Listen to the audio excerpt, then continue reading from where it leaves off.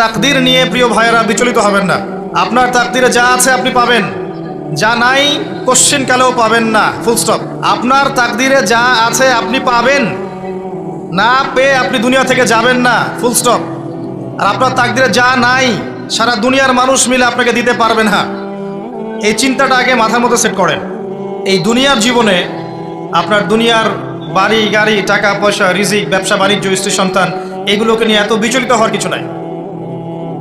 আপনার আমার তাকদীরে যা লেখা হয়েছে এর একটা দানা আপনি বেশি খেয়ে পৃথিবী থেকে যাবেন না। আর আপনার আমার রিজিকে যা আছে তার এক চুল রেখে আপনি দুনিয়া থেকে যাবেন না। এটাই চূড়ান্ত সত্য কথা। আপনি ঘুষ খান আর সুদ খান আর দুর্নীতি করেন আর মানুষের সম্পদ আত্মসাৎই করেন না কেন, যতটুকু লেখা আছে আপনার তাকদীরে এর বেশি আপনি কিচ্ছু পাবেন না। আর আপনি হালালে থাকার জন্য যতই কষ্ট করেন, হালালে আছেন, সবজি বিক্রি করে খাচ্ছেন, আপনি ছোটোখাটো ব্যবসা করছেন, মানুষ আপনাকে দাম দেয় না, আন্ডার এস্টিমেট করে, গরিব বলে, ফকির মিসকিন বলে, কিন্তু আপনার তাকদীরে যা আছে আপনি সেটাই পাবেন, এর বেশি আপনি কিচ্ছু পাবেন। হুয়াল আউয়ালু ওয়াল আখির, আল্লাহ পাক প্রথম এবং আল্লাহই শেষ। কুল্লু মান আলাইহা ফান ওয়া ইয়াবকা ওয়াজহু রাব্বিকা যুল জালালি ওয়াল ইকরাম, প্রত্যেকটা বিষয় ফানা হয়ে যাবে, কিচ্ছু থাকবে না। এখন আপনি পৃথিবীতে যা দেখছেন এগুলোর কিছুই থাকবে না। প্রত্যেক মানুষ, প্রত্যেকটা জিন, প্রত্যেক উদ্ভিদ, প্রত্যেক এই প্রাণী, আকাশ, মহাবিশ্ব, গ্রহ নক্ষত্র, চন্দ্র সূর্য, সমুদ্র, পাহাড় পর্বত, বিশ্বনেতা, রাষ্ট্রনেতা, সমাজ নেতা, পরিবারের কর্তা, অর্থনৈতিক নেতা, সবাই মারা যাবে, সবাই শেষ হয়ে যাবে, কিচ্ছু থাকবে না। এই বিষয়টা আগে ভালো করে হজম করতে হবে যে আমরা এখানে থাকতে আসিনি, আমরা এই দুনিয়ায় থাকতে আসিনি, আমরা এখানে এসেছি চলে যেতে। যার মনের মধ্যে এই কনসেপ্ট থাকে সে কখনো আল্লাহ পাকের বিদ্রোহী হতে পারে না, সে কখনো আল্লাহ দ্রোহিতা করতে পারে না, কুফরি করতে পারে না, শিরক করতে পারে না, আল্লাহর অবাধ্য হতে পারে না।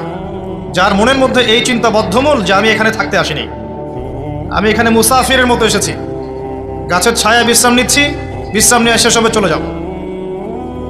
যারাই আল্লাহ দ্রোহিতায় লিপ্ত হচ্ছে, শিরিক করছে, বেদাত করছে, হারাম খাচ্ছে, ঘুষ খাচ্ছে, সুদ খাচ্ছে, জেনা করছে, আল্লাহ দ্রোহিতা করছে, আল্লাহর বিধানকে অস্বীকার করছে, তারা ইনডাইরেক্টলি ধরে নিয়েছে যে তারা মনে হয় পৃথিবীতে চিরকাল থাকবে। কারণ যদি কিয়ামতের মাঠের কথা তাদের স্মরণ থাকতো তারা কখনো এই কাজগুলো করতে পারতো না, পারতো? এবার আসেন, আল্লাহ পাক কলম সৃষ্টি করে তাকদীর লিখেছেন, অতএব তাকদীর নিয়ে প্রিয় ভাইয়েরা বিচলিত হবেন না। আপনার তাকদীরে যা আছে আপনি পাবেন, যা নাই কোশ্চেন কালেও পাবেন না, ফুল স্টপ। আপনার তাকদীরে যা আছে আপনি পাবেন, না পেয়ে আপনি দুনিয়া থেকে যাবেন না, ফুল স্টপ। আর আপনার তাকদীরে যা নাই সারা দুনিয়ার মানুষ মিলে আপনাকে দিতে পারবে না। এই চিন্তাটা আগে মাথার মধ্যে সেট করেন। এই চিন্তা যার মধ্যে ইনস্টল করা আছে সে আত্মহত্যা করে না কখনো, সে হতাশ হয় না কখনো, সে ভয় পায় না, আল্লাহর পথে চলতে গিয়ে পিছু পা হয় না, সে জালেমের সামনে মাথা নত করে না।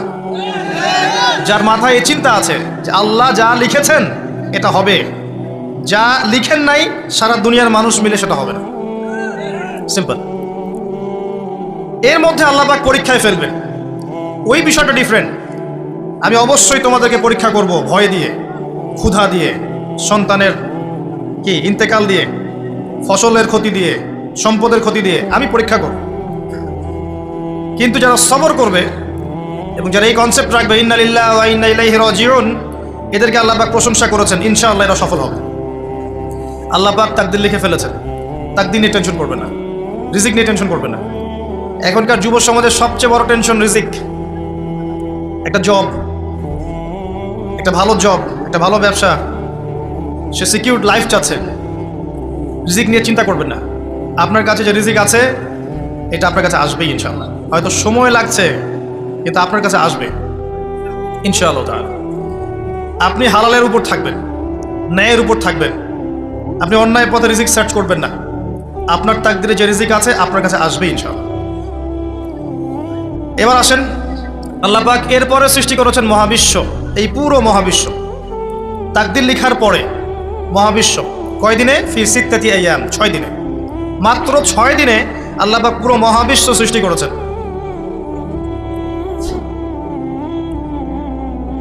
হুয়াল্লাযী খালাকাস সামাওয়াতি ওয়াল আরদা ফি সিত্তাতি আইয়াম সুম্মা ইসতাওয়া আলাল আরশ। সূরা হাদীদের মধ্যে একটা আছে, তিনি সেই আল্লাহ যিনি এই মহাবিশ্ব সৃষ্টি করেছেন 6 দিনে, এরপরে আরশের উপর সমাসীন হয়েছেন।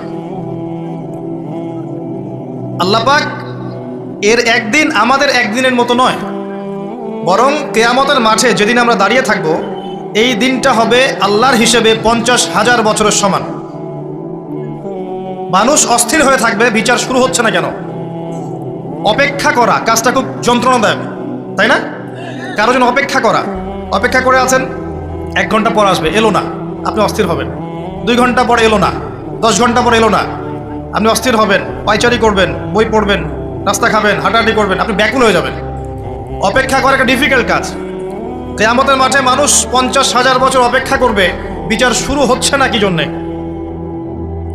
সবাই গিয়ে ধন্না দিবে, প্রথমে আদম আলাইহিস সালাম, তারপরে নূহ আলাইহিস সালাম, ইব্রাহিম, মূসা, ঈসা আলাইহিমুস সালাম।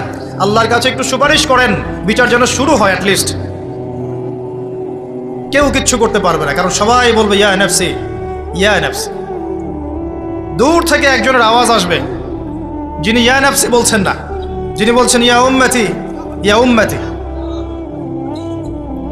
সবাই তার কাছে যাবে এবং তিনি আমাদের নবী মুহাম্মদুর রাসূলুল্লাহ সাল্লাল্লাহু আলাইহি ওয়াসাল্লাম সিজদায় পড়ে যাবেন এবং তার উম্মার জন্য সুপারিশ করবেন। উম্মার কবিরা গুনাহগার ব্যক্তিদেরকে সুপারিশ করে তিনি জান্নাতে নিয়ে যাবেন ইনশাআল্লাহ।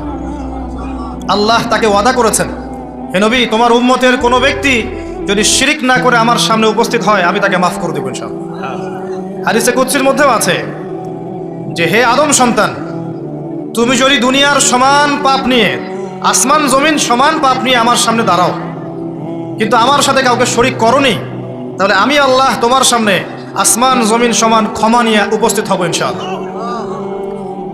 শোনেন, 1,999 জন মানুষ জাহান্নামে যাবে, প্রতি 1,999 জন মানুষ জাহান্নামে যাবে। সহিহ বুখারীর হাদিস 4 বার এসেছে। এখানে ইকুয়েশনটা এমন না যে ম্যাথামেটিক্যালি ক্যালকুলেট করতে হবে, এমন নয়। এটা দিয়ে আধিক্য বোঝানো হচ্ছে, বেশিরভাগই জাহান্নামে যাবে। এই কথা আল্লাহ পাক কিন্তু সূরা আরাফের মধ্যেও বলেছেন 179 নম্বর আয়াতে, ওয়ালাকাদ যারানা লি জাহান্নামা কাসীরাম মিনাল জিন্নি ওয়াল ইনস। একই বিষয়, কোরআন হাদিস পরস্পর মিলে যায়। এখানে একটা বিষয় বুঝতে হবে, আল্লাহ পাক বলেছেন সূরা নিসার মধ্যে, ইন্নাল্লাহা লা ইয়াগফিরু আন ইউশরাকা বিহি ওয়া ইয়াগফিরু মা দুনা যালিকা লিমান ইয়াশা। আল্লাহ পাক তার সাথে শিরকের গুনাহ মাফ করবেন না, এছাড়া যে কোনো গুনাহ আল্লাহ পাক যাকে ইচ্ছা মাফ করতে পারেন। তার মানে যে বেশিরভাগ মানুষ জাহান্নামে যাচ্ছে, তাদের আমলনামায় কোন পাপ থাকতে পারে? কথা বোঝা যাচ্ছে কি? নিঃসন্দেহে তাদের আমলনামায় শিরকের পাপ থাকবে।